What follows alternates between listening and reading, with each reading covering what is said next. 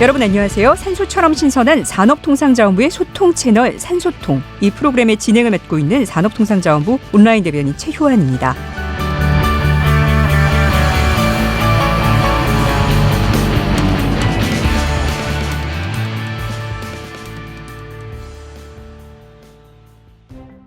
네덜란드엔 아주 이상한 마을이 있다고 합니다. 물건을 사고 술을 마시고 영화를 보는 모든 게 공짜인 마을이 있는데요.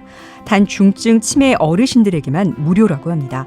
그 이유는 이 마을이 중증 치매 어르신들 치료를 위해 만들어진 치매 공동체 마을이기 때문인데요.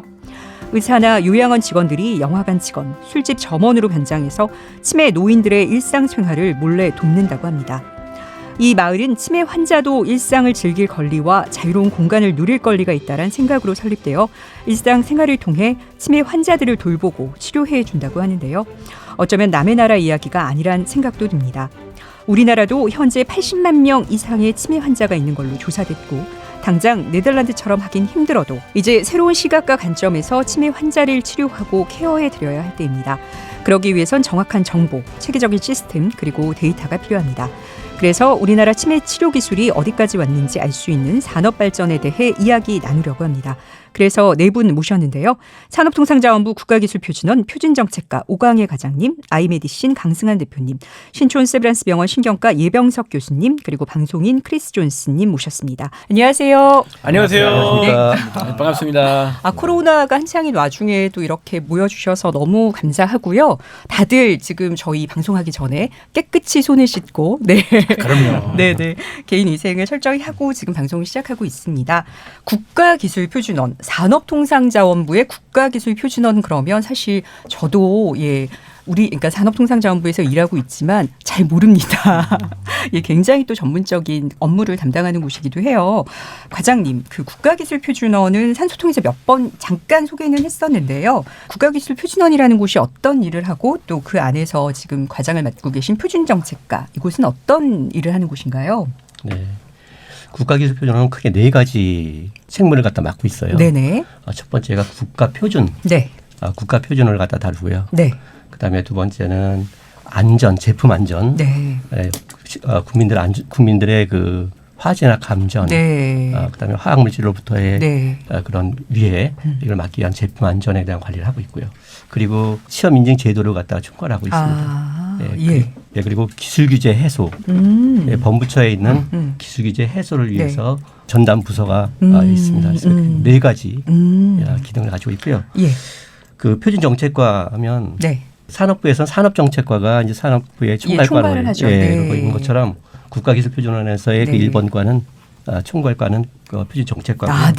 이제 표준하면 그 사실 어려워요. 근데 이제 이렇게 받아주시면 좋은 게 그 우리 국가 사회에서 공통적이고 또 반복적으로 사용하는 그런 기준을 정해 놓은 것입니다. 그래서 이것을 갖다 누구나 반복적이고 공통적으로 쓸 수 있게 이렇게 정해 놓은 것이고요. 우리 헌법 127조에서 헌법까지. 우리도 헌법 있어요, 미국에. 그럼요. 우리 오리지널 아마. 그럼요. 오늘 있습니다. 저는 뭐 자부심이 있습니다. 저도 지금 자부심을 말씀드리려고. 네네네. 듣고 싶어요. 국가는 국가표준 제도를 확립한다라고 명시를 해놓고 이 표준의 중요성을 강조하고 정부의 그 책임을 다하도록 위임해놓고 있습니다.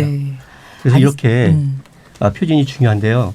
그런 이제 표준을 갖다가 제정하고 또 이걸 갖다가 국가 사회에서 잘 활용할 수 있도록 함으로써 우리 국가 사회가 좀 더 편리하고 효율성 높은 그런 사회로 발전할 수 있도록 하는 정책을 담당하고 있는 것이 우리 표준 정책과입니다. 네, 알겠습니다. 훌륭한 거네요. 그러니까 한마디로 정말 스탠다드와 관련된 모든 것을 그렇죠. 총괄하는 기관이고 또 표준 정책과는 그곳에서도 뭐 인증이라든가 인증 제도라든가 안전 표준 그렇죠. 그리고 기술 규제 해소 저희가 지금 오늘 얘기할 중요한 주제이기도 한데 너무너무 중요한 담당하시는 것 같아요. 사실 저희 오프닝을 들었을 때 이 방송을 들으시는 분들은 보건복지부가 아니고 산업통상자원부에서 왜 치매 얘기를 하지? 라고 할 수도 있을 것 같아요. 근데 오늘 천천히 얘기해 보겠지만 또 굉장히 이 치매라는 이런 그 질병에 관해서 또 산업과 굉장히 연관돼서 저희가 또 할 일 그리고 할 얘기가 많다는 거 좀 기대하셔도 좋을 것 같습니다. 네, 그래서 앞에서 오프닝에서 제가 80만 명 초반대 정도가 우리나라 전체 인구 중에서 치매 환자다라고 지금 통계가 잡히고 있다는 말씀을 잠깐 드렸는데요. 선생님. 우리나라 치매 인구는 제가 말한 정도 수준이고 의료 수준이 어느 정도라고 보세요? 우리나라 의료 전달 체계는 세계적으로도 되게 훌륭한 편이라서 네. 1등인가요? 거의 네 그렇다고 생각합니다. 그 말씀하시기 전에 사실 신경과 선생님 세브란스에서 나오셔서 또 어떤 분들은 치매는 신경과에서 하는 건가 아니면 정신건강의학과에서도 또 보기도 하니까 그런 차이나 어떤 것들 치매라는 질환에 대해서 조금 먼저 얘기를 하고 말씀을 해주실까요? 나이가 들면서 이제 치매라고 보통 얘기를 하는데 네. 치매 정의부터 일단은 아셔야 되는데 치매 정의가 이제 인지 기능이 떨어지면서 혼자서 생활할 수 있는 기능, 그러니까 독립 생활 기능이라고 하는데 그 기능이 떨어지면은 치매라고 합니다. 두 가지가 필요한 거죠. 이전보다 인지 기능이 떨어져야 되고 독립적인 생활할 수 혼자 생활할 수 없는 상태로 가면은 치매라고 하기 때문에 두 가지가 다 돼야 되는 거군요. 그래서 연세가 드시면서 치매가 생길 위험도가 굉장히 높아지고요. 65세 정도에서 이 유병률이 한 1%, 치매 유병률이 1% 정도라면은 70세, 75세, 80세, 85세 이렇게 5년마다 한 2배 정도씩 증가하는 걸로 되어 있고요. 85세 이상에서는 거의 한 30~40%까지 유병률, 그러니까 전체 그 집단에서 치매를 가지신 분들이 그만큼 흔하게 됩니다. 그리고 정신과와 신경과의 치매를 보는 차이는 그러니까 신경과는 보통 이제 병이 어디에 있는지 또 무슨 병인지를 찾는데 굉장히 관심이 그러니까 많아요. 몸 안에 어디에 있는 건지. 그래서 마치 이 전기 회로에서 어디가 이제 문제가 생겼는지 찾아가는 것처럼 뇌에서 어떻게 맞습니다. 뇌뿐만 아니라 전신에 신경계통이 퍼져 있기 때문에 진찰을 하고 뭐 여러 가지 영상 검사나 아니면 검사를 한 다음에 어디에 병변이 있는지를 국소를 한 다음에 이 시간대별로 찾아봅니다. 이 사람의 증상이 어떤 순서로 나타났는지 얼마나 급하게 나타났는지 천천히 진행하는지 아니면 기복을 보는지를 보고 어떤 병인지를 찾는 겁니다. 그래서 이 말씀드린 치매도 이제 원인이 되는 병이 여러 가지인데 그 원인이 되는 병마다 이 특징들이 있어서 좋아하는 뇌 부위도 다르고 또 발생하는 시간 순서도 다르기 때문에 그런 증상이랑 시간을 조합하면은 어떤 병인지를 대략 알 수 있습니다. 그래서 예전에는 그냥 치매라고 뭉뚱그려서 얘기하면서 증상 완화에 주로 이제 초점을 맞췄다면 요즘에는 원인을 찾아서 그게 얼마나 진행했는지 또 어떤 병인지를 찾고 그래야지만 치료법을 찾을 수 있기 때문에 그래서 신경과 쪽에서는 그런 쪽에 주안점을 둔다면 반면 또 있습니다. 정신건강의학과 쪽은 그러니까 물론 신경과처럼 보시는 분들도 많이 계세요. 네, 그렇죠. 대부분의 케이스에서는 보통 이제 증상 완화 쪽에서 관심을 두고 보시고 저희가 나중에 다시 말씀드릴 기회가 있을지 모르겠지만 이 루이 소재 치매라고 그러니까 보통 우리나라에서 치매라고 하면 알츠하이머를 얘기를 하거든요. 알츠하이머가 치매랑 같은 얘기처럼 이꼴이라고 생각하죠. 알츠하이머는 전체 치매 주로 일으키는 경우는 50% 정도고요. 루이 소재 치매가 그러니까 병리 진단을 제가 가장 정확하게 생각하기 때문에 병리 진단에서는 거의 한 30~40% 정도 나타나는 걸로 알려져 있는데 진단이 거의 안 되고 있는데 루이 소재 치매에서는 증상 완화를 하기 위해서 그러니까 예를 들면 뭐 문제 행동 같은 것들, 뭐 배회하시거나 공격성을 보이시거나 뭐 혼동을 보이시는 것들을 조절하려고 약을 쓰다 보면은 환자의 파킨슨 증상이라고 몸이 굳어지고 느려지는 증상이 굉장히 심해집니다. 그래서 그 흔들흔들 그거. 근데 이 치매 환자에서는 흔들리는 건 별로 없고요. 보통 이제 느려지고 굳어지고 걸음걸이가 나빠지는 게 생기는데 그러니까 인지 기능이나 문제 행동을 안전시키다 보니까 거동이 나빠지면서 오히려 환자가 더 나빠지는 케이스들이 생기셔서 그런 케이스에서 이제 원인을 찾는 게 훨씬 더 중요해지는 것 같아요. 알겠습니다. 저는 뭐 30대 초반, 뭐 중반이거든요. 20대 아니세요? 20대처럼 보이나요? 네네네. 감사합니다. 조금 어린 편이니까 처음에 작가님이 뭐 치매 방송 한다고 할 때 치맥 얘기하는 줄 알았어요. 조금 재미있는 방송인 줄 알았는데 치맥. 네. 저도 아내한테 치맥에 대해서 뭐 하냐 물어봤는데 치맥 우리 뭐 가끔 시켜 먹지. 네. 뭐 딴 거 뭐 알고 싶은 거 뭐냐. 네. 얘기하더라고요. 혹시 저 같은 어린 남자 30대 중반이거든요. 요새 좀 깜박깜박하고 막 좀 기억력이 조금 안 좋아지는 것 같은데. 예, 우리가 기억력도 왔다 갔다 하면 좀 깜박깜박하면 네. 누구나 그렇지는 않아요. 그 말씀 물어보고 싶으신 거죠. 좀 본인처럼 젊은 연령대도 많이 걸리는지. 65세 이전에 발병하는 치매를 저희가 조발령 치매라고 하는데 네. 조발령은 30대에서도 생깁니다. 그래서 근데 보통 30대, 40대 이전에 생기는 치매가 주로 알츠하이머인데 알츠하이머 환자들은 이 가족성 경향이 많으신 분들이 경우가 많아요. 그 가게 내에서 약간 유전적인 빨리 치매가 생겼던 환자분들이 한 3명, 2-3명 이상이다. 그러면은 근데 증상이 나타난다. 그러면 긴장을 해야 되는데 그런 게 없으시면은 치매랑 건망증을 구분하지 못하는 경우가 많거든요. 근데 건망증은 솔직히 그냥 잠깐 떠올리지 못하는 거. 뭐 아침에 뭐 먹었는지 네. 기억이 안 날 때가 있죠. 네. 그리고 집중력이 떨어지면 보통 이제 그런 경우가 굉장히 흔하거든요. 집중력이 뭔가에 집중하고 있지 않으면은 그냥 한쪽 귀로 들어왔다 다른 쪽 귀로 나가기 때문에 기억을 못하는 것처럼 보일 수가 있어요. 근데 집중력이 떨어지는 상황이 보통 이제 스트레스가 심한 상황이나 아니면은 우울증. 그래서 보통 이제 출산 후에 그런 얘기를 많이 하시거든요. 그렇죠. 기억력이 떨어진다고. 그때 우울하더라고요. 맞아요. 크리스님은 조금 집중을 더 하는 걸로 와이프 사모님의 얘기나 이런데 집중을 좀 더 하는 걸로. 예. 네. 정신 똑바로 차리고 집중하겠습니다. 사실 저는 얼핏 그냥 알기로는 이게 지금 말씀하셨지만 알츠하이머성 치매와 혈관성 치매 크게 두 가지로 나뉘는 거고 거기서 또 좀 이렇게 치료법이나 이런 대응 방법은 다르다고 알고 있는데 맞나요 혹시? 알츠하이머랑 혈관성 치매라고 임상 진단을 내리고 있는데 네. 아까도 말씀드렸지만은 치매에서 보통 정답은 병리 진단으로 보통 부검하는 걸로 얘기하거든요. 네. 우리나라는 이제 거부감이 많아서 안 하고 있는데 네. 외국에서는 치매 환자들을 다 이제 이 부검을 해서 네. 어떤 병리 소견이 증상을 일으키는지를 확인을 합니다. 네. 근데 1위가 알츠하이머고 2위가 루이 소체 치매라고. 루이 소체 치매라고. 네. 영어 같아요. 네. 루이라는 이 원래는 독일계 유태인이 1912년도에 발견한 그런 병리 소견인데 이 소견이 이제 파킨슨 병을 일으키는 병리 소견입니다. 그래서 파킨슨 병과 루이 소체 치매는 거의 같은 병으로 얘기를 하고 어떤 분들은 같은 병 얘기하는데 병리 소견은 똑같고요. 네. 파킨슨병 치매라고 해서 이제 파킨슨 환자분들이 병을 오래 앓으시다 보면은 이제 처음에는 거동만 느리시다가 나중에 헛걸 보시거나 이제 엉뚱한 얘기를 하시거나 이제 이 증상이 기복을 보이는 경우가 많이 생기는데 증상이 루이 소체 치매랑 똑같으세요. 그럼 1위가 어쨌든 알츠하이머, 2위가 루이 소체 치매고 3위가 혈관성 치매인데 이 세 가지 병 중에서 첫 번째, 두 번째 알츠하이머랑 루이 소체는 퇴행성 질환이라고 뭔가 이렇게 머릿속에 뭐가 쌓이면서 나빠지는 병으로 얘기를 하고요. 혈관 치매는 이제 뇌경색이나 출혈 같은 혈관 병면 때문에 생기는 거라서 엄밀히 말하면 퇴행성 질환이 아니거든요. 그리고 자세한 이런 병리랑 임상 증상을 추적했던 연구들을 보면은 이 증상 악화에 미치는 영향이 이제 알츠하이머랑 루이 소체가 훨씬 더 큽니다. 근데 MRI를 찍으면은 혈관 병리는 보이기 때문에 진단율이 아주 높아진 거예요. 그래서 루이 소체를 병리 의사들은 이제 흔하다는 걸 알고 있는데 임상가들은 흔하다는 진단할 방법이 없기 때문에 그래서 놓치는 경우가 되게 많아서 문제인 것 같습니다. 예.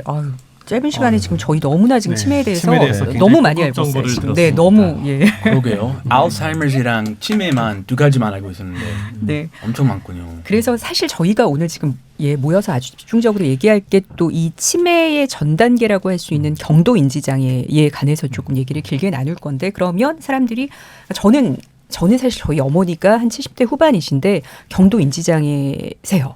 그래서 근데 저는 이게 너무 저는 이렇게 간절한 주제인 게 몇 년 전에 사실 서울대병원에서 경도인지장애 진단을 받으시고 지금 이제 계속 병원을 다니시고 약도 복용하고 계신데 그때 경도인지장애 판정을 받기 위해서 정말 서울대병원에서 1박 2일 입원하셔가지고 너무나 힘든 검사와 이런 거를 저는 정신건강의학과 쪽을 갔습니다. 그러니까 와 이게 진짜 보통 일이 아니더라고요. 그러고 나서 이제 결론이 어쨌든 경도인지장애시다라고 나서 저는 사실 근데 굉장히 본인도 사실 힘들고 가족들도 사실 이렇게 진단을 기다리고 이런 게 굉장히 힘들었었기 때문에 이렇게 정말 간단하게 진짜 진단이 되는 걸까? 저도 굉장히 집중해서 사실 이거 제가 보기도 했었는데요. 경도 인지장애는 또 그러면 치매 전 단계라고 그냥 일반인들이 알고 있는데 어떤 건가요? 그러니까 치매 정의를 말씀드릴 때 이제 인지기능 저하가 생기면서 독립생활 기능이 안 되는 단계라고 말씀드렸는데 맞습니다. 둘 중에 하나만 만족하면 이제 경도인지장애. 그렇군요. 일상생활을 혼자서 하시는데 인지기능이 비슷한 또래분들에 비해서 떨어져 있으면 경도인지장애라고 하거든요. 저희가 인지기능을 5가지 영역으로 보통 나누는데 집중력, 그다음에 기억력, 시공간 기능, 그다음에 전두엽 집행 기능, 그리고 언어 기능입니다. 경도인지 장애라 그러면 보통 기억성, 아까 말씀드렸듯이 알츠하이머에 초점이 많이 맞춰져 있기 때문에 기억성 경도인지 장애만 경도인지 장애로 말하는 경우가 많아요. 그리고 치매 전 단계라고 보통 그렇게 말을 하는데 그러니까 요즘에는 이제 경도인지 장애가 무슨 병 때문에 생겼는지 아까 제가 3가지 치매 원인 중에 3가지가 제일 흔하다고 말씀드렸잖아요. 그래서 이 3가지 원인 중에 어떤 원인에 의한 경도인지 장애인지까지 진단을 내립니다. 그래서 원인이 중요하지 단계가 중요한 게 아니거든요. 그러니까 인지기능 검사만 하면은 나이에 비해서 기능이 떨어진지를 알 수 있기 때문에 진단을 내릴 수가 있는데 중요한 거는 이제 떨어져 있다가 중요한 게 아니라 나빠질 병인지 약을 쓰면 좋아질 건지 예방이 되는 병인지 이런 게 중요하기 때문에 원인병을 찾는 게 굉장히 중요합니다. 되게 중요한 말씀이신 것 같아요. 사실 이게 그냥 치매 전 단계라고 그냥 뭉뚱그려 얘기를 해버리면 사실 굉장히 뭔가 당연히 치매로 가는 수순이라고 생각할 수 있으니까 좀 더 공포도 크고 그럴 수 있는데 자, 이제 대표님이 등장하실 차례입니다.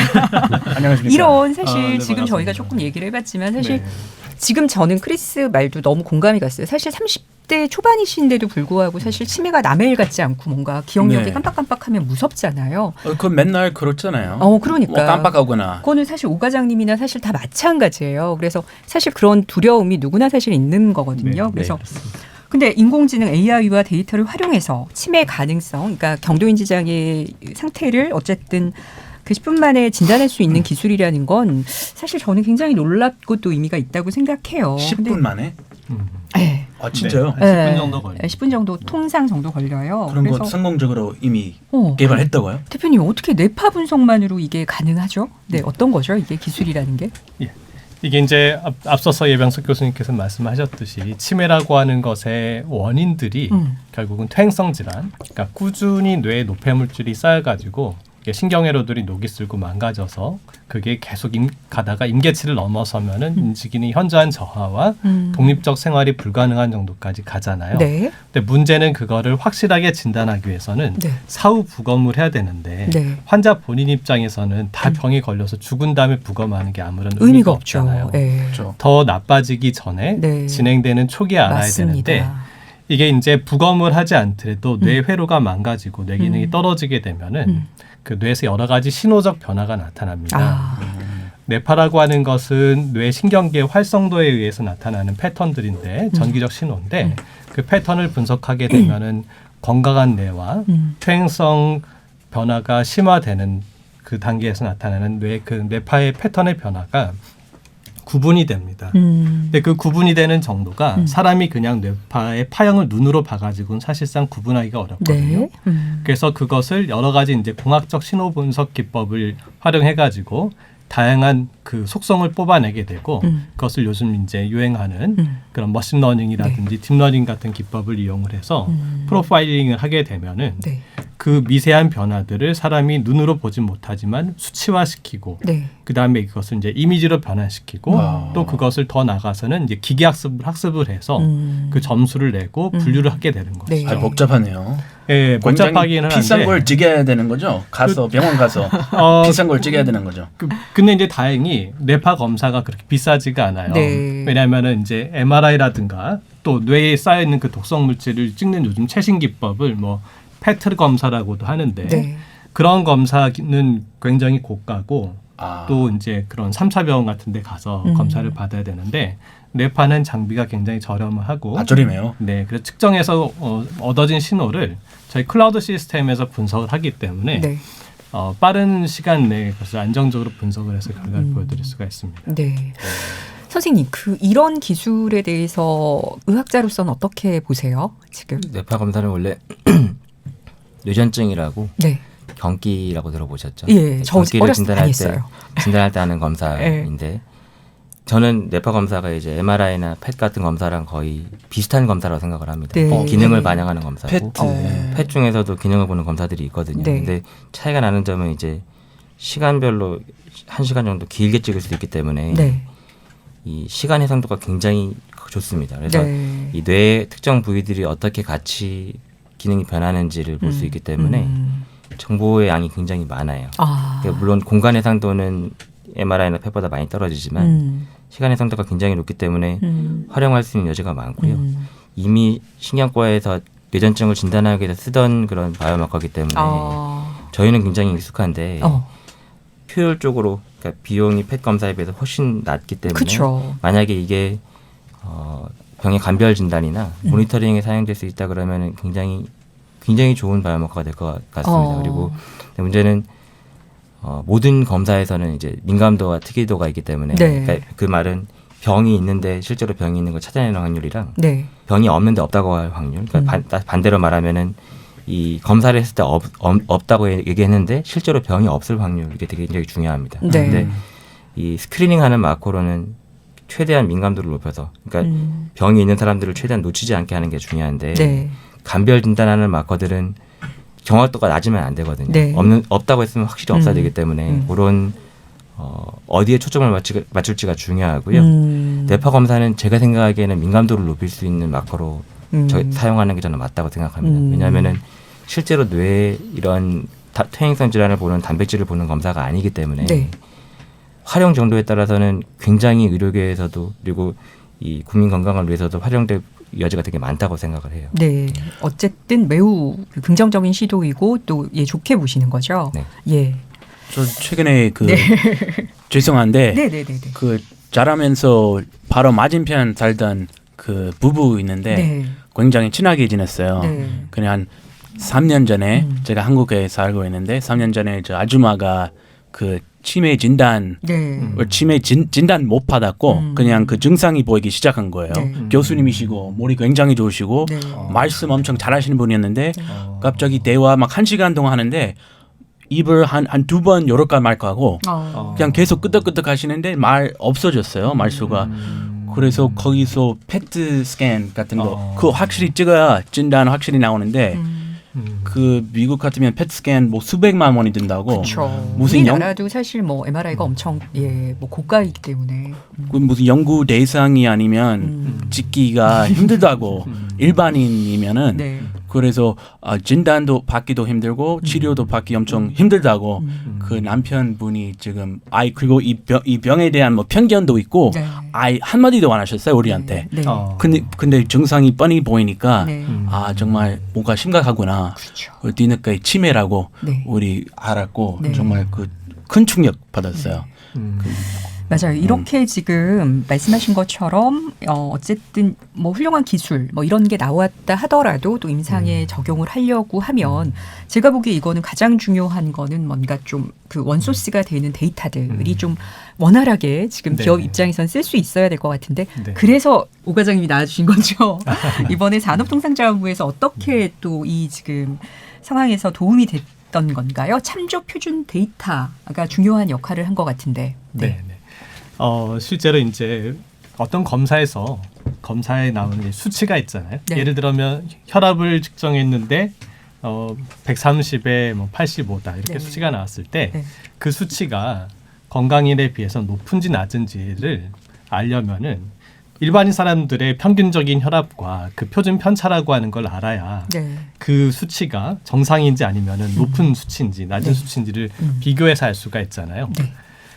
마찬가지로 혈당이라고 하는 것도 기준치가 있어서 126을 넘어가면 이제 혈당이 높구나, 당뇨 위험성이 있구나 해서 재검을 해서도 계속 반복되면은 이 사람은 이제 당뇨라고 진단을 하는 것처럼 뇌파를 분석을 해서 나오는 여러 가지 수치도 사실은 그거를 비교할 수 있는 기준이 있어야 되거든요. 왜냐하면은 그 뇌라고 하는 건 나이를 먹어서 조금씩 이제 기능이 떨어지기 때문에 뇌파도 조금씩 변합니다. 그러면은 이제 이것이 인지 장애에 의해서 어떤 퇴행성 질환에 의해서 나타나는 이제 인지적 장애에서 나타나는 패턴인지 아니면 그냥 정상적인 노화에서 나타나는 패턴인지를 구분하기 위해서는 각 연령대별로 표준화된 뇌파의 패턴들이 잘 정립이 돼 있어야 되거든요. 네. 30대 중반에는 어때요? 네. 30대 중반에는 제일 건강하고 제일 그 뇌가 왕성하게 활동할 때입니다. 그래서 보통 이제 20대 초반까지 뇌가 성숙하게 쭉 발달하다가 30대 후반까지 이제 가장 액티브하게 이제 활동을 할 때고 이제 50대가 넘어가면서 조금씩 이제 변화가 나타나는데 요즘은 이제 워낙에 스트레스를 많이 받고 네. 또 수면 패턴도 많이 바뀌고 하다 보니까 이제 한 30대에 있어서도 예전만 못하다라는 느낌을 많이 받을 때가 있죠. 그래서 지금 말씀하신 참조 표준 데이터가 네. 아주 결정적으로 지금 필요하신 거잖아요. 그렇죠? 아이. 예를 들어서 60대 분한테 검사한 뇌파 결과를 네. 20, 30대 그냥 쌩쌩한 제일 네. 건강할 때의 뇌파랑 비교한다면 네. 대부분 경도인지 장애라고 나타날 수도 있을 그렇죠. 거예요. 상대적으로. 그렇죠. 네. 그러니까는 그 검사는 그 60대의 평균적인 뇌파 패턴하고 비교를 해야 되는 것입니다. 그래서 네. 그 기준을 만든 게 굉장히 중요한데 네. 사실은 그런 기준은 그냥 한 학교나 한 기업에서 하기는 네. 굉장히 네. 어려운 일이기 때문에 국가가 해줘야 되는 거죠. 네, 그런 네. 측면에서 국가 참조 표준 사업이 굉장히 큰 힘이 되었죠. 그래서 저희가 맨 앞에 국가기술표준원이 무엇을 하는 곳입니까? 물었을 때 지금 다 맥락이 연관되고 있는데요. 오 과장님, 그래서 참조표준 데이터가 또 큰 도움이 이 지금 신기술에는 될 것 같은데 참조표준 데이터가 정확히 어떤 거고 뭔가요? 어떤 관계가 있나요? 참조 표준 하면 좀 말이 어렵죠. 네, 어려워요. 어렵죠. 네. 좀 네. 고난이도예요. 예. 네. 거기 이제 참조 표준 데이터란 말이 하나 더 붙어 있는 것이 가로 열고 참조 표준 가로 열고 데이터 이렇게 들어가 있다고 생각하시면 되고요. 그래서 그 표준 데이터이기 때문에 네. 그 연구 혹은 산업에서의 그 제품 개발, 기타 정책 이행 이런 것들을 위해서 국가사회 전체적으로 믿고 쓸 수 있는 기준 데이터 네. 이렇게 할 수 있고요. 그 기준으로 믿고 쓸 수 있는 기준 데이터라고 국가가 공인해준 네. 그런 데이터를 갖다 우리가 참조 표준 데이터다 이렇게 아시면 되겠는데요. 뭐 미국 기준이랑 비슷한가요? 아니면 어디가 더 비슷한가요? 아니면 한국만 뭐 지금 따로 참조 있는 표준 거예요? 데이터는 우리나라 내에서 저희가 정한 거고요. 미국에서도 미국 국립국가표준원이라는 데가 있어요. 네. 리스트. 그러고 있는데 거기서도 참조 표준을 우리처럼 확보해서 미국 전역에다가 이렇게 배포해주고 있어요. 그리고 네. 전 세계적으로 아주 중요한 스탠다드들은 또 굉장히 긴밀한 협의체를 통해서 또 다 논의를 하시죠. 이렇게 예, 그렇습니다. 세계적인 흐름이나 이런 것들. 네, 협력 네트워크도 있고요. 예. 그래서 참조 표준 데이터라고 하면 이 데이터 업계에서 네. 참고서처럼 쓸 수 있는 있도록 만들어 놓은 네. 그런 기준 데이터다. 이렇게 아시면 이해가 좀 쉬울 수 있습니다. 네, 그래서 조금 더 이해했습니다. 그래서 국가기술표준원에서 만든 참조표준 데이터를 통해서 어쨌든 근간으로 이렇게 이 프로그램을 이제 구동을 하시는 거죠. 네. 그렇습니다. 그래서 참조표준 얘기가 나온 김에 조금만 더 여쭤보면 요즘 뭐 AI, 빅데이터 흔하게 하고 있는 얘기입니다. 그렇다면 이것과 사실 뭐 당연히 표준과는 관련이 있을 것 같아요. 뭔가 어떻게 밀접적으로 관련이 있는 걸까요?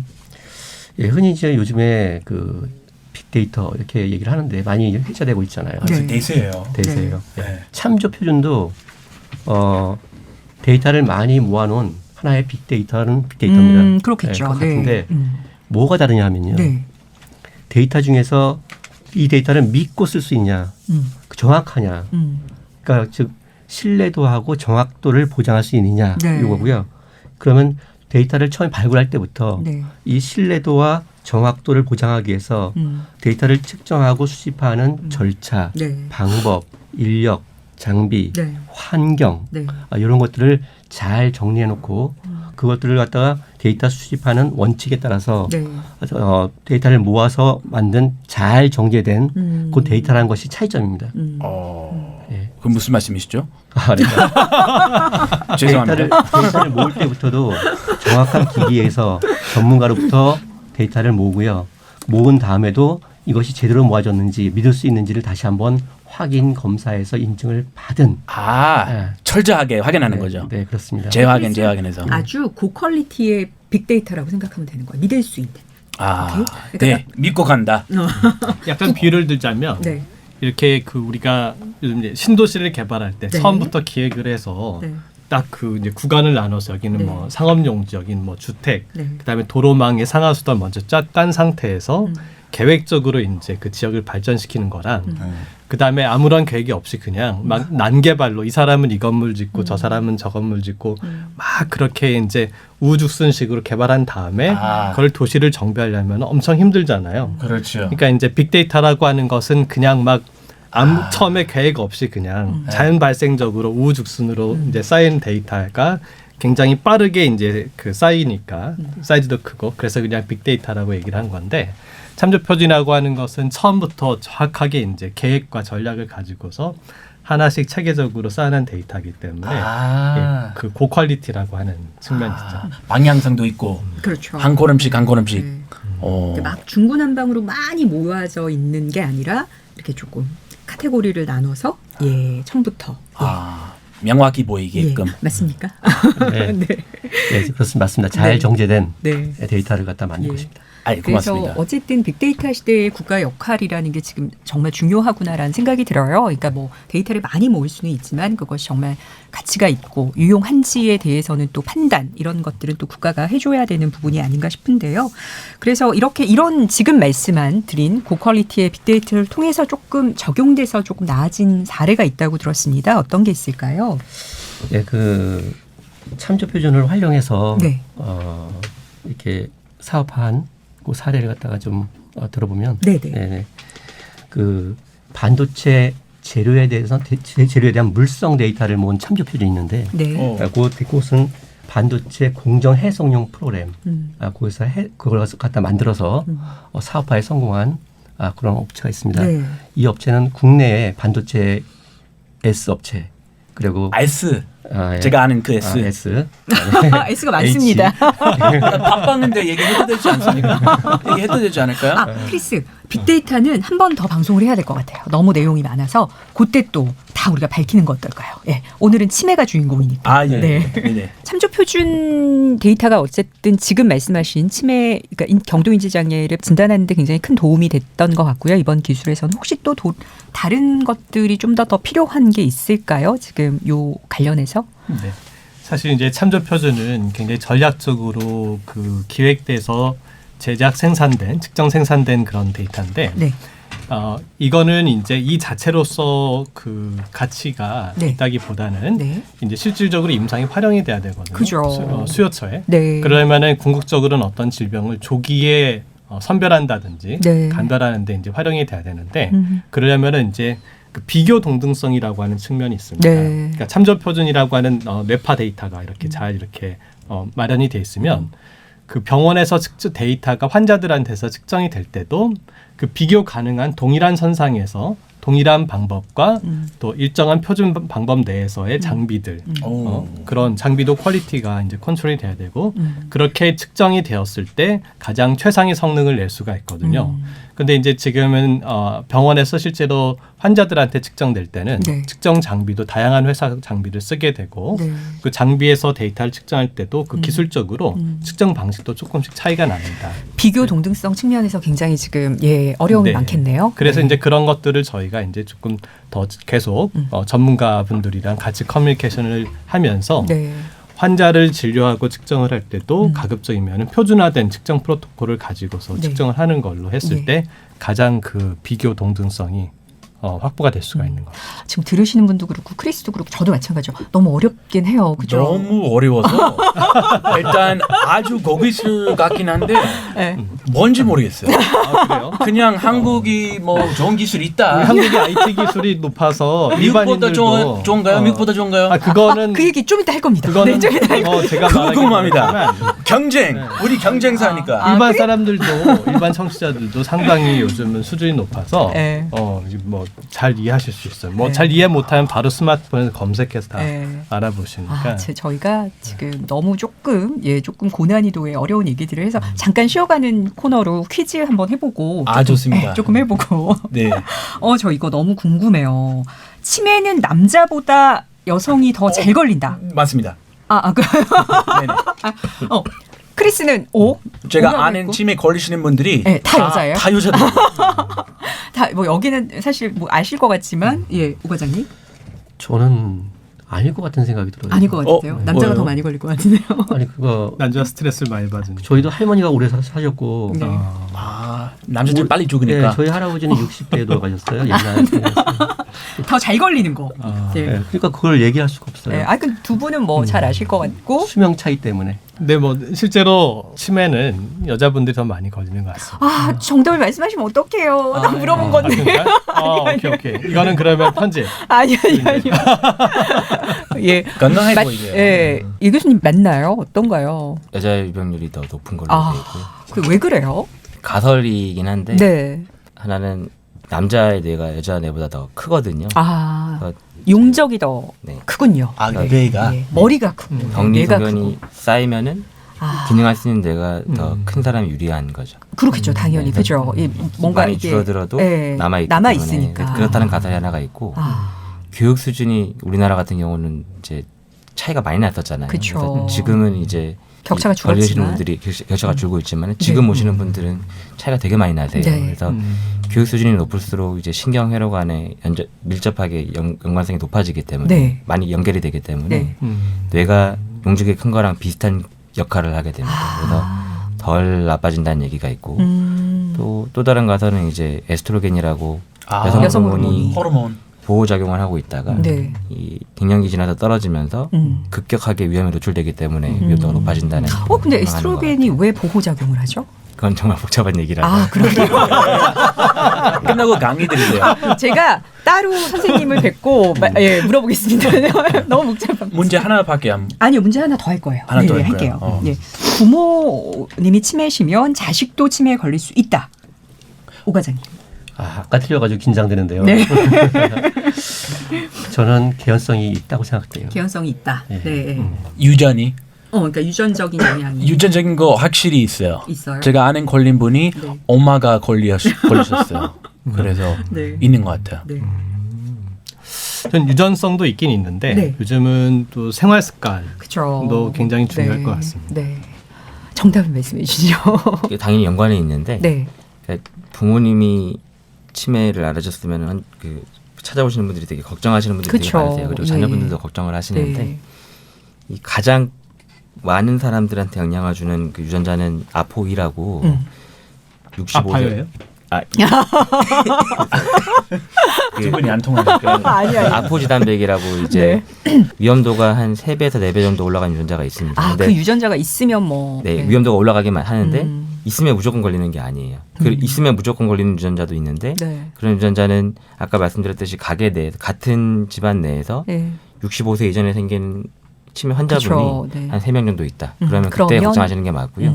그런 게 없이 뭐 할아버지, 할머니가 치매를 앓으셨다. 어머니가 치매를 앓으신 것 같다. 그렇게 하시면은 그런 원인 유전자가 아니라 위험도를 높이는 유전자의 가능성이 많거든요. 그리고 그런 경우는 운동을 하시면 예방이 됩니다. 그리고 아까 처음에 얘기하셨듯이 이게 여든이 넘으셨을 때 우리나라 같은 경우 30-40% 사실 유병률이 있다고 하시니까 장수 집안일 경우 그러니까 없는 분이 드물 정도예요. 그렇죠. 가게 내에서. 앞으로도 거의 2배 정도 치매 걸린 분들이 2배 정도 될 거라고 미국에서 계속 늘어난다고 얘기하더라고요. 계속. 그거 계속 고령화되니까 그런가요? 그렇죠. 나이 많은 분들이 많아져서. 그래서 중요한 거는 가게 내에 그런 가족력이 있다고 해서 너무 걱정하지 마시라고요. 그리고 아포이라는 유전자는 운동을 하시거나 그러니까 건강을 신경 쓰시면은 예방 효과가 꽤 크거든요. 그래서 차라리 그걸 걱정하실 시간에 산책을 더 하고 유산소 운동을 하고. 그러니까 정확하게 이렇게 어쨌든 치매 예방에 도움이 된다고 한 것은 운동은 확실한 거. 운동이 확실한 거고. 그리고 술 담배는 어떨까요? 술 담배는 당연히 위험도를 높이죠. 그것도 정확히. 술은 통계학적 연구를 통해서 밝혀진 걸 따르면은 약간 감소하다가 어느 기준 이하로는 확 늘어난다고 얘기를 하는데 술의 특성상 이제 억제가 잘 안 되잖아요. 한번 드시기 시작하시면 점점 늘어나기 때문에 그냥 술을 드시는 분들 인지기능자가 좀 있는 것 같다고 느끼시면 끊으시는 게 답인 것 같아요. 늘어나는 위험도가 굉장히 가파르게 올라가고요. 그리고 술 많이 드시면은 이제 뇌 기능할 수 있는 뇌 용적 자체가 줄어들거든요. 그래서 특정 치매랑 연관된 게 아니고 예. 모든 치매 위험도가 다 올라간다고 보시면 돼요. 예. 그래도 하루에 딱 2잔 정도만 먹으면 근데 그게 억제가 안 되니까. 아, 2잔에서 1병, 2병 이렇게 늘어나시니까. 캘리포니아 포도주 유명하니까 잔이 중요해요, 크리스. 잔이 이만한 잔으로 막 가득 채워서 2잔 안 돼요. 저는 가득 채워서 먹는데. 담배는 어떨까요? 담배는 혈관성 이 치매 위험도를 올리고요. 네. 그러니까 혈관이 막히게 만들기 때문에 기능할 수 있는 뇌가 줄어들면 치매 위험도가 올라가거든요. 네. 내용적 크기랑 똑같은 얘기인데 네. 그래서 혈관이 막히는 적이 늘어나면서 치매 위험도를 올린다고 얘기를 하고 있는데 네. 술보다는 그 연관성이 조금 덜 나타나는 것 같고요. 왜냐하면은 하나를 거쳐야 되기 때문에 그러니까 병변이 생겨야지만 위험도가 올라가기 때문에 그런 것 같은데 그러니까 의학적으로는 안 하시는 게 훨씬 낫죠. 의학적으로는 치매 한해서는 술이 더 위험한 거네요. 뭐 둘 다 위험하다고 보시는 둘 다 게, 위험한. 예. 다회마다 좋은 게 뭐예요? 식단, 과일, 야채, 운동, 뭐 과일, 뭐 운동. 네, 야채 많이 드시는 거 그리고 지중해식 식단이라고 네. 많이 얘기하잖아요. 올리브 오일이나 치매 많이 예방에 가열하지 도움이 된다는 않고. 게 뭐 통계적으로도 입증이 됐기 때문에 그 식단에 어떤 게 들어있는지를 찾아보시면은 이 실제로 치매 예방에 도움이 된다고 생각하시면 될 것 네. 같아요. 미국에서 호두가 4가지 생겨서 맞아요. 4가지 생긴 걸 먹으면 내 건강이 좋아진다고 네. 의사가 얘기하던데요. 네. 맞습니까? 호두 견과류를 일정량 이상 드시는 것도 예방 효과가 있습니다. 브로콜리도 4가지 생겼잖아요. 맞아요. 예. 그것도 도움이 돼요? 네, 브로콜리도 좋은 대표적인 뇌가 지중해 생겼죠. 식단에 들어가는. 그러게요. 약간 징그럽죠. 주림이 많고. 크리스 오늘 저희 막 이런 얘기 해보니까 되게 놀라운 사실들 많죠. 한국의 의료 체계나 이런 것들 되게 발전했다라는 네. 생각 들어요. 어때요? 아니 처음부터 놀란 게 그 치료 진단 플러스 치료 치매 진단이랑 치료 굉장히 어려운 걸로 알고 있었는데 10분 만에 진단할 수 있다는 기술이 나왔다고. 네. 이거는 아직도 믿기지 않아요. 예. 미국에 없죠? 미국 제가 열심히 그 영상도 봤고 우리 이웃분 사랑하는 이웃분 걸렸을 때부터 제가 조금씩 알아갔거든요. 근데 아예 없다고 하고 30년 동안 막 수조 원 이 예산을 쓰고 있는데 거의 40년 안에 개발된 게 거의 없다고. 약도 지금 2가지 있는데 거기 2-3가지 있는데 아직 새로운 거 한 20년 만에 하나도 안 나왔다고. 대표님 사실 근데 이런 질문 많이 들으실 것 같아요. 아 진짜야? 그러니까 이런 거를 막 설명하면 그렇죠? 네.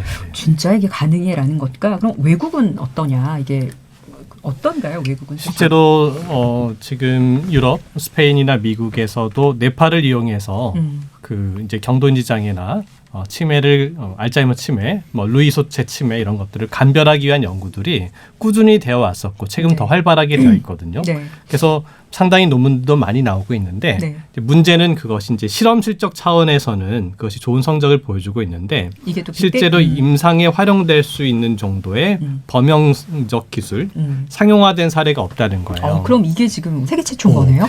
만약에 저희가 이걸 상용화 시킨다면은 네. 저희는 세계 최초라고 생각을 합니다. 예. 우리가 밀리겠네요, 미국이. 틈새 시장을 노리는 왜 거죠. 미국이 우리예요? 한국이 우리 아니에요? 둘도 우리예요. 네. 저는 뭐 반한 반미. 그렇죠. 왜냐하면 네. 이제 미국이 그동안 뭐 이런 치료제 같은 거 굉장히 많이 투자를 해서 개발해 왔잖아요. 돈은 많아요. 네, 근데 이제 한국은 또 이 바이오도 바이오지만 IT 기술이 네. 발전해 있기 때문에 이런 식으로 이제 질병이 확실히 진행되기 전에 IT 기술을 활용을 해가지고 네. 데이터 분석을 해서 예. 조기에 선별하는 쪽으로 우리가 이제 딱 치고 나간 거죠. 역시 신토부리. 한국이다. 대한민국이 최고예요. 대표님 일단 기술은 나왔습니다. 하지만 네. 지금 말씀하신 대로 아직 상용화의 길은 조금 남아 있는 것 같아요. 그렇다면 이걸 정말 들으시는 분들은 이런 좋은 진단 기술이 나왔으면 나도 내가 언제쯤 이용할 수 있을 거야를 궁금해하실 것 같아요. 네. 예.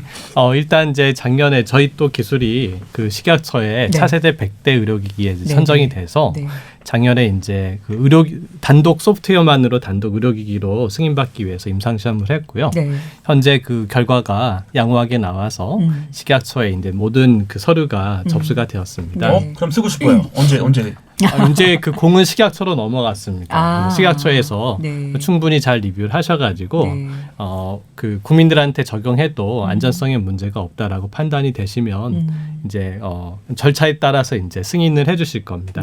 그러면은 됐나요? 네, 의료기기로서 이제 활용될 수가 있고, 뇌파를 측정하는 것 자체는 이미 의료행위니까 그거를 후 분석하는 저희 같은 소프트웨어 분석에 대한 것도 의료기기로 승인을 해주시고, 또 만약에 그거를 국민건강보험공단에서 의료보험으로까지 이제 인정을 해주신다면 굉장히 부담 없이 선별검사로서 많이 쓰실 수 있을 것 같습니다. 그러면 만약에 잘 돼서 승인이 나고 그렇게 되면 의료기관에서 이제 이걸 이용해서 그럼 예 교수님 검사를, 그러니까 그거는 또 의사 선생님들의 선택의 문제 아닌가요? 이걸 하겠다는 거는? 제가 강조드리고 싶은 점은 AI로 분류하는 그런 기술에 신빙성이 있으려면은 그 모델을, 그러니까 분류하는 모델을 어디서 뽑아왔는지가 되게 중요한데, 근데 이게 아까 미국에서 투자한 게 굉장히 의미가 있어요. 왜냐하면은 미국에서 그런 치료제를 연구하려고 정말 많은 돈을 부었기 때문에 임상에서 진단하는, 그러니까 저희가 이 환자를 진단하는 정확도가 굉장히 많이 올라간 거거든요. 기반. 네, 옛날에는 치매, 아까 말씀드렸듯이 치매라고만 얘기하고 무슨 병인지 못 봤었는데 지금은 무슨 병인지, 병이 하나가 이제 두 개가 이제 다 이제 알고 있거든요. 저희는. 근데 그런 정확하게 진단된, 저희는 코호트라고 하는데 그런 코호트를 기반으로 이 뇌파를 활용한 그런 진단 기술을 적용해서 모델을 세우면은 정확도가 굉장히 높기 때문에 그거를 적용하는 거는 괜찮은데 문제는 치매다 아니다. 양분화 해가지고 이 모델을 세우면은 그게 얻을 수 있는 장점은 그렇게 크지가 않을 거라는 거죠. 그래서 굉장히 많은 투자를 통해서 이 뇌에 대한, 그리고 치매에 대한 여러 가지 질환에 대한 정보가 많이 밝혀졌기 때문에 지금 진단이 되고, 미국도 잘했구나. 네, 우리나라도 그런 진단 기술을, 우리나라가 그런 진단 기술을 활용하는 데는 제일 앞서 있거든요. 그래서 그렇게 진단된 이 환자 데이터를 대상으로 아까 이 표준 데이터랑 같이 엮어서 모델을 세우면은 충분히 적용 가능한 기술이 개발이 될 거라 저는 생각을 하고요. 지금 개발된 기술도 충분히 스크리닝 용도로 기능할 거라 저는 생각을 합니다. 그래서 인지 검사를 하는데 드는 시간과 비용, 뭐 인지 검사가 제가 믿을 수 있는 방법이기 때문에 계속 이게 유지가 될 것 같긴 한데 뇌파 검사로 이렇게 예측하는 것도 믿을 수 있는 이 검사법 중에 하나로 들어올 거라 저는 생각을 해요. 그러니까 여러 가지 그 검사법 중에 하나로 충분히 들어와서 가능성이 아주 높고요. 또 제가 말씀드린 세 가지 병 중에서 특히나 루이서치 치매는 병의 특징 자체가 이렇게 증상이 기복이 생기는 병이거든요. 그래서 이 시간에 따라서 뇌파가 어떻게 변하는지가 가장 많은 정보를 주는 데이터고, 기존에 나와 있는 연구들에서도 뇌파가 가장 많은 감별점을 주는 병이 세 가지 병 중에서 루이체가 가장 많은 정보를 주기 때문에 앞으로 만약에 연구가 더 이루어진다 그러면은 외국에서 할 수 없는 연구들이, 아까도 말씀드렸지만은 이 진단 검사들을 제일 많이 정확하게 활용하는 나라가 우리나라이기 때문에 그러니까 가능성이 굉장히 큰 분야라고 저는 생각합니다. 지금 현재로서는 대한민국이 미국이랑 그 비교하자면 앞서하고 있는데 그 다음에 더 한 발 나간다. 미국이. 뭐 다음 단계 뭡니까? 미국에서 개발한 게 되게 많은데 근데 이거를 임상에서 활용할 수가 없잖아요. 이게 그 의료 전달 체계의 문제 때문에 비용이 너무 많이 들기 때문에 지금 검사하는 MRI나 펫 검사들이 미국에 비해서 우리나라 비용이 거의 6분의 1밖에 안 되거든요. 근데 미국에서 뭔가 이렇게 전달 체계 때문에 비싸진 측면이 분명히 있어요. 근데 우리나라는 이 환자들이나 의사가 그런 점에서는 이제 혜택을 보는 거죠. 전달 체계가 건강하니까. 그리고 그런 점에서 데이터를 이 계획을 짜서 많이 모으고 표준 데이터랑 결합을 하면은 이제 외국에서 할 수 없는 그런 결과물을 낼 수 있는 겁니다. 사실 대표님 이렇게 어렵게 지금 이런 걸 만들어 놓으셨고 또 식약처에 지금 승인을 기다리시고 있는 입장에서는 뭐 진짜 할 말이 많으실 것 같아요. 그동안 얼마나 또 힘든 일이 많으셨겠어요. 그렇죠? 관과 또 이렇게 국가와 같이 이렇게 정책적 지원에 대해서도 뭐 할 말이 많으실 것 같은데 어떤 게 조금 더 되면 더 원활하게 이렇게 될 수 있을까 생각하세요? 그동안 이제 우리나라가 이제 그 제조업 중심으로 경제가 성장하다 보니까 의료도 이렇게 뭔가 실체적으로 만드는 거, 장치를 만들고 뭐 약을 만들고 진단 키트를 만드는 거에 많이 투자가 되어 왔었는데 사실은 이제 이 데이터 자체가 AI 시대에 있어서는 어떻게 보면 원유와 같은 거거든요. 그래서 앞으로 지금까지도 이제 그 국가표준원에서 참조표준과 관련된 데이터에 대해서 지원이 꾸준히 있어왔지만 이제 그 산자부 자체에서도 좀 더 이 부분에 대한 그 정책적 중요도를 높여서 더 많은 투자가 이루어지고 더 양질의 데이터가 체계적으로 수집이 돼서 네. 많은 산업 분야에서 활용될 수 있게끔 그렇게 지원을 해주시고 그 다음에 이제 규제 당국도 네. 이게 실체가 있는 물건뿐만 아니라 이런 이제 데이터나 소프트웨어에 대해서도 네. 좀 더 선제적으로 거기에 걸맞는 이제 유연한 규제 개혁을 통해 가지고 빠르게 그 환자나 우리 네. 국민들에게 적용될 수 있도록 도와주신다면은 네. 더없이 좋을 것 같습니다. 오 과장님 사실 진짜 올해 또 중요한 화두 중에 하나가 저희 부뿐만이 아니라 디지털 경제거든요. 사실 그렇죠. 네. 그런 점에 있어서는 사실 제일 중요한 게 이런 데이터를 어떻게 국가가 더 잘 할 것인가가 중요할 것 같아요. 이것과 관련해서 조금 올해 어떠한 계획들이 있을까요? 예, 저희는 이제 좀 아까 강 대표님께서 요구한 사실 데이터 활용하는 측면에서 네. 온 데이터를 갖다 발굴하는 측면에서 네. 정부에 대한 주문 사항이라고 생각돼요. 잘 요약해 주신 거라고 생각되는데 네.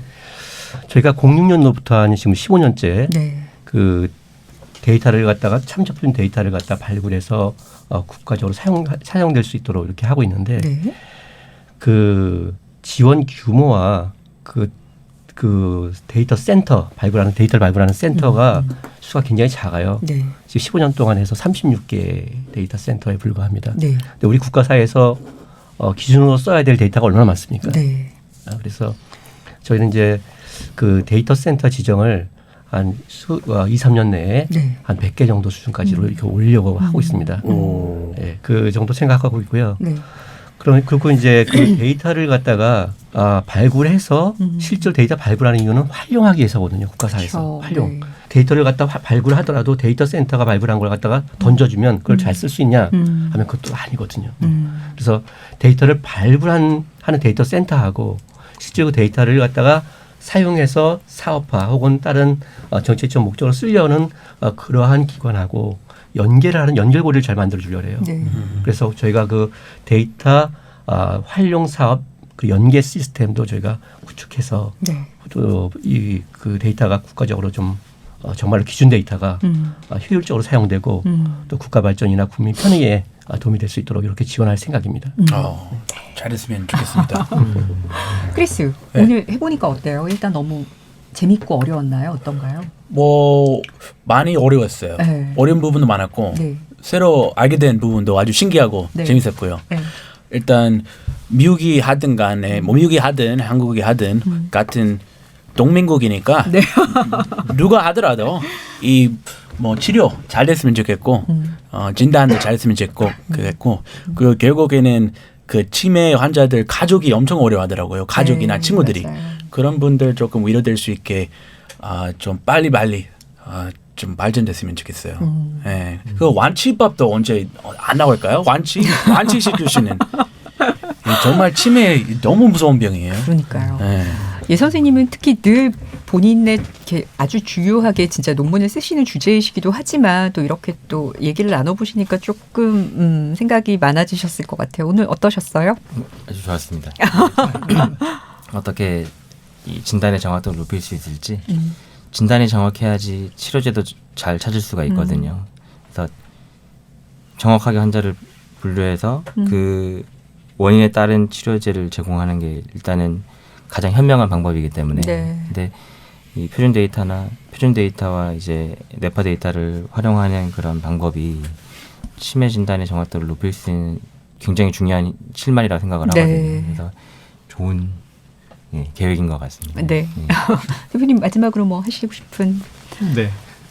사실 이렇게 제가 참조 표준 사업에 참여한 지가 2012년도부터니까 거의 9년 차 되거든요. 근데 그동안에는 사실상 이게 사업화가 확 되지 못했고 꾸준히 데이터를 쌓아오는 단계였기 때문에 그렇게 이제 정부 당국이나 또 이제 산업계에서 이렇게 많은 관심을 사실 받지는 못했습니다. 그래서 이제 그동안에는 이제 약간은 이제 이 아웃사이더로서의 이제 쭉 그 사업을 이제 이어왔었는데 이제 시대가 바뀌고 또 정부에서도 많은 주목을 해주시고 또 저희 나름대로 그동안 노력했었던 성과가 이제 사업화의 목전에 이제 다가옴으로써 저희도 그동안 노력했었던 것들이 이제 국민 건강을 위해서 활용될 수 있겠다 싶은 측면에서 굉장히 이제 기대감이 크고요. 네.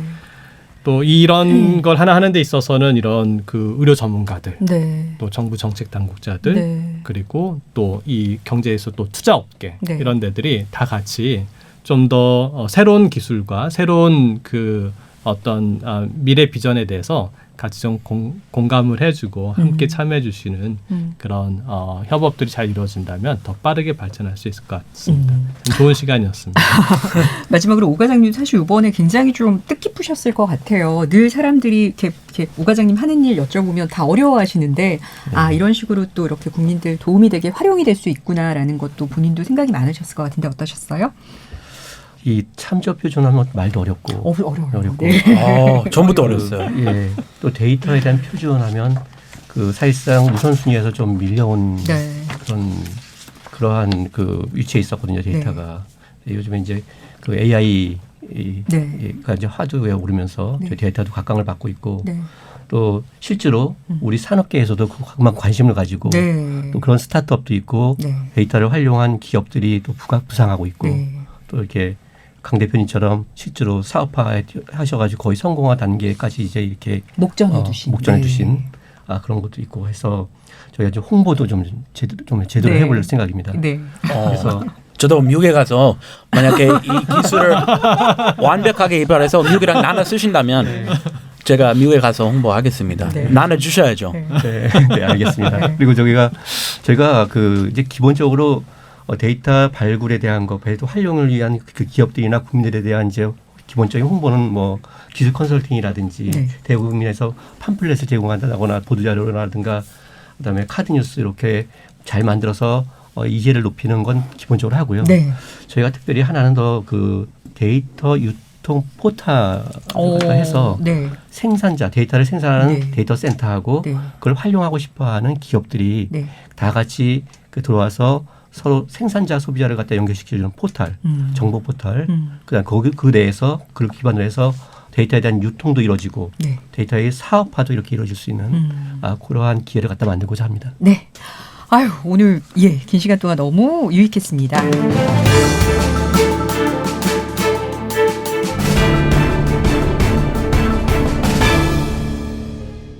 국민 배우 김혜자 씨가 치매에 걸린 엄마로 나와서 큰 호평을 받았던 드라마 눈이 부시게를 기억하시나요? 오늘은 그 드라마 속 대사로 마무리하겠습니다. 지금 삶이 힘든 당신, 이 세상에 태어난 이상 당신은 이 모든 걸 매일 누릴 자격이 있습니다. 후회만 가득한 과거와 불안한 미래 때문에 지금을 망치지 마세요. 오늘을 살아가세요. 눈이 부시게. 과거와 현재 그리고 미래 모두 불안함 속에서 하루하루를 보내는 치매 환자와 그 가족들에게 오늘이 눈부신 날이란 희망의 대사가 더욱 마음에 와닿을 거란 생각이 드네요.